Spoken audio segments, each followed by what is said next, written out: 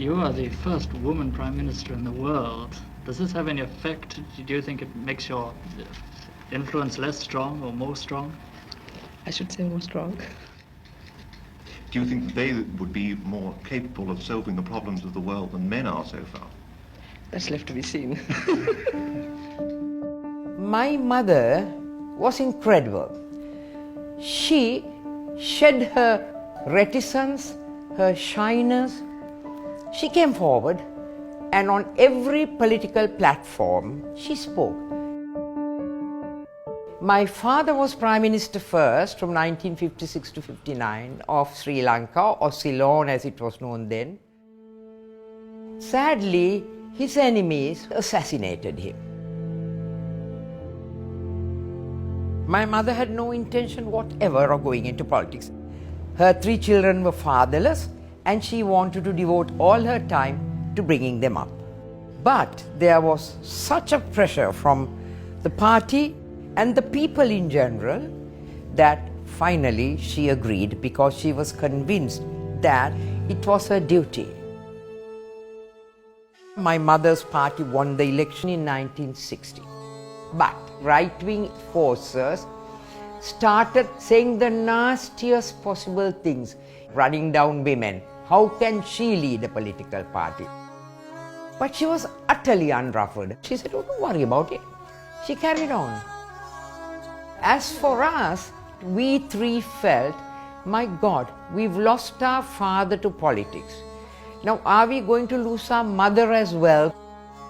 But she never forgot that she was a mother.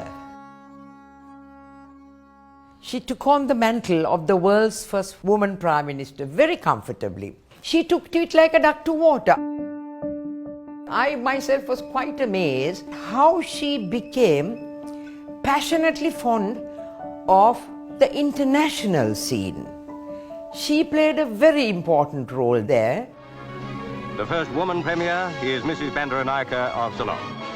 I noticed in no time at all the way she was carrying herself with a great sense of authority. When she used to walk into cabinet meetings, she had her files clutched like that in her left arm and walked with her head held high. She came across in a very strong way when she was negotiating one-to-one with leaders of other countries. I have never, ever seen her losing her temper. She would get angry, but in a very calm, stern manner, she would say what she had to say, which was far more effective. She was very proud of her second daughter, my sister Chandrika. My mother could see that she was a born leader.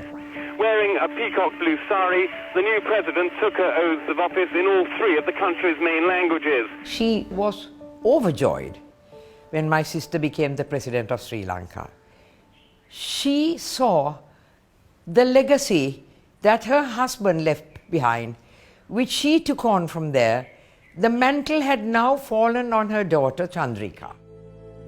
The world's first woman Prime Minister, Sirima Bandaranaike of Sri Lanka, has died at the age of 84. Mrs. Bandaranaike had been voting in the island's general election. Her daughter is the current president. Being the world's first female Prime Minister was very important to her.